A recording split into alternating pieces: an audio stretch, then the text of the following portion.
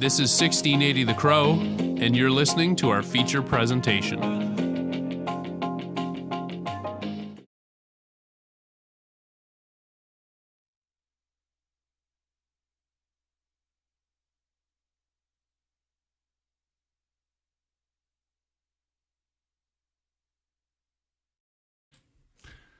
Hi, and welcome to For the Record. I'm Cohen Sassman, and in this episode, we will be hearing three diverse stories. Starting off, I looked how deaf students can access all programs in post-secondary thanks to sign interpreters. Next, our reporter Elijah Ford dives into how the announcement of American tariffs could affect the entertainment industry. Elijah talks with a local actor who speaks to the tariff announcement. And Claire Lonto explores how the Asian Canadian Labour Alliance works and how they're making massive progress towards their goal. Up first, at the British Columbia Institute of Technology, being deaf is not a barrier to pursuing post-secondary education. Through the support of sign language interpreters, BCIT ensures adequate access to all students. BCIT provides sign language interpreters service across all programs, whether they're enrolled in full-time, part-time, or online courses. The National Deaf Center has stated that there is currently a shortage of sign language interpreters.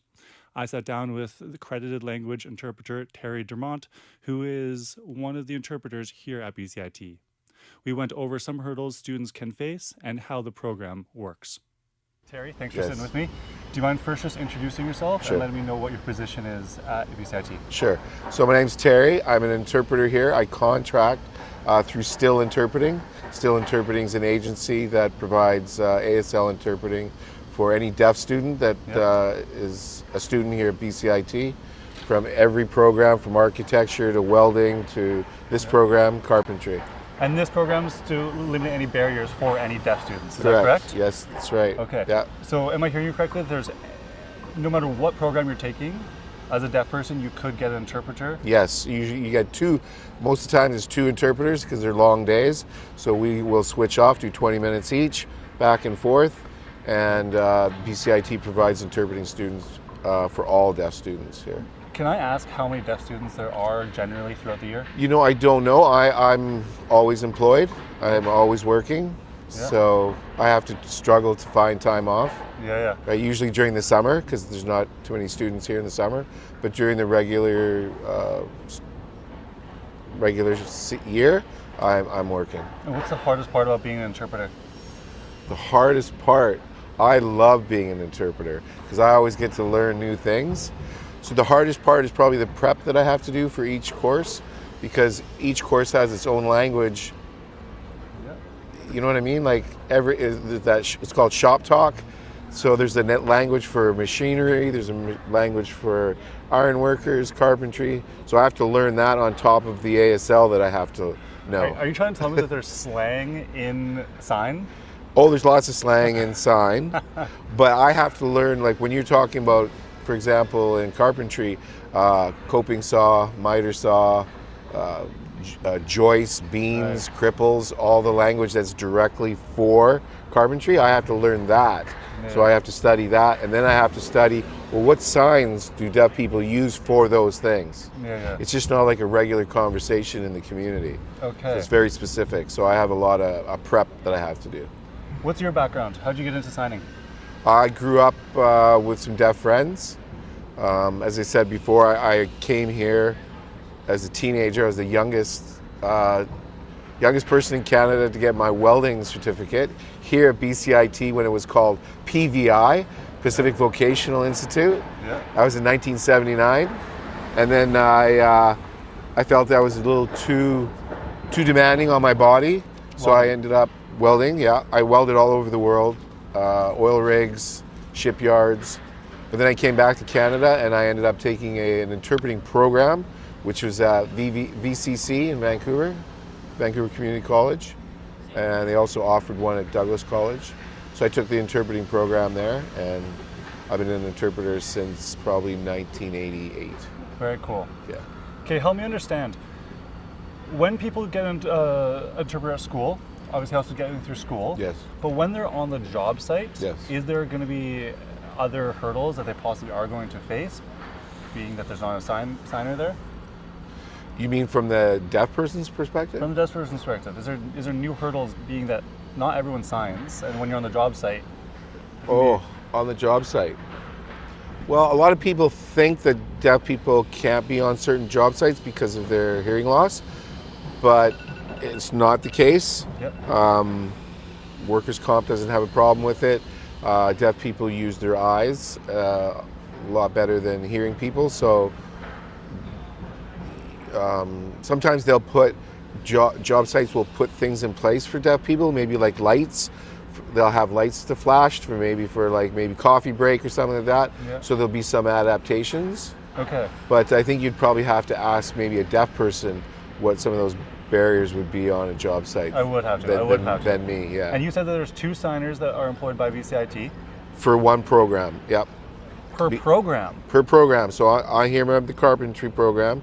We have 2 because it's such a 8 hours, signing one person 8 hours, which I used to do 30 years ago. Yeah. But the profession has progressed, and so now we have 2. So I'll go 20 minutes, and before my brain is drained, and then I switch over, and then the other person will do 20 minutes. Allows me to get myself centered again, and then we switch back and forth throughout the day. Tell me, educate the public more than anything. Is there any miscommunication you find that gets lost between sign and spoken word? Not if the interpreter's skilled. Okay. Nothing's lost. Interesting. I know people that speak some multiple languages, and they say the best interpreter though between languages sometimes misses essence. Sometimes, but again, that depends on the quality of the interpreter, because there are some interpreters that do miss, and I'm not saying I'm not one of them. Yeah. That's another reason we have 2 interpreters. So when I'm signing, the other interpreter's watching me, and if I miss something, then they'll feed me what I miss, because we don't want our deaf student to miss anything. Yeah, of course. Yeah. Did you read about that scandal about fake signers Yes. On TV? I remember Nelson Mandela, one of my heroes. There was a deaf guy signing his funeral. And he was just a scam. He was just up there moving his hands around. Oh man! But each country has their own sign, so I couldn't tell if he was actually a fake or not, because it was at the funerals in South Africa. So I just assumed he was signing in, a dialect in South Africa. So there's no universal sign. No, sign language is different in every country. Interesting. North America, Canada, United States, it's ASL. And it does vary from region to region, East Coast, West Coast, South. It's got dialects, but it's the same. It's American Sign Language. But if you go to the Philippines, you go to India, you go to anywhere, their sign is completely different.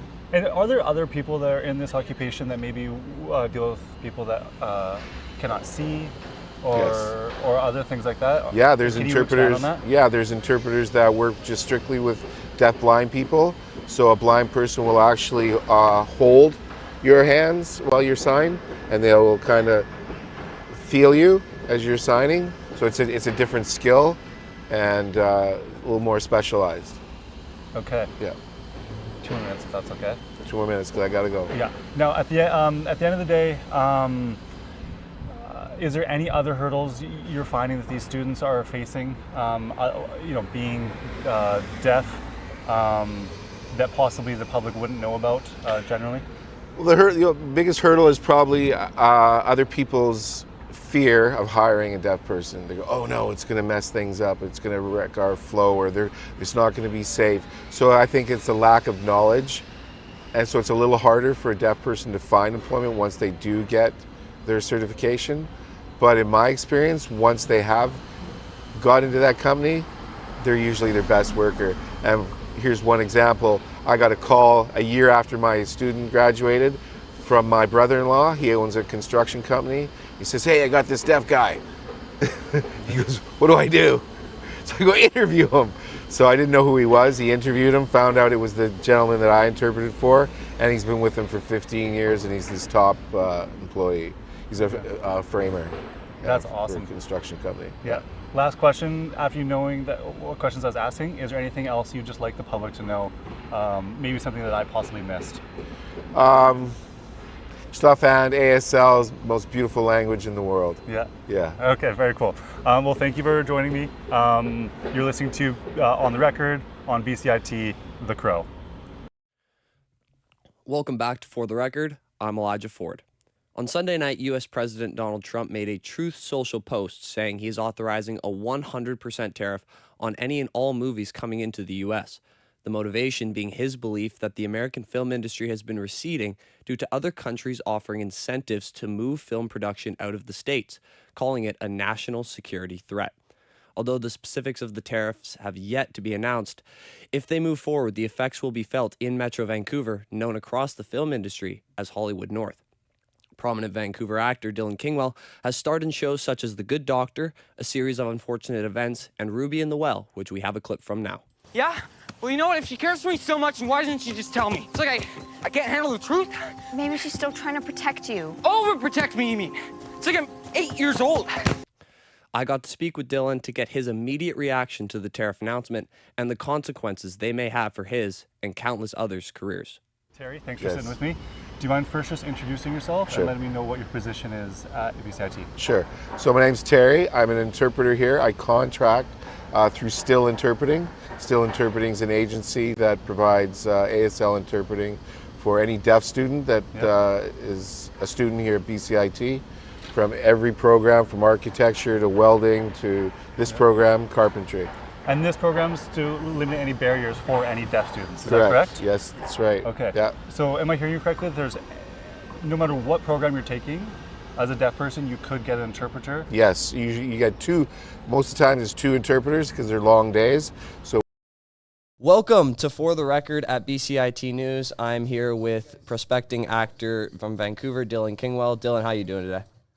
Doing very well, thank you. How about yourself? Oh, just fantastic. So I just want to start with you quickly. I know you've been in this industry for a very long time, probably since you can remember. Just where does your passion as an actor come from, and what are some of the most memorable moments you've had in your career so far? Yeah, so like you said, I started acting when I was 4 years old, which is, literally as long as I can remember. And because it started so young and was just something that was always there, I never really took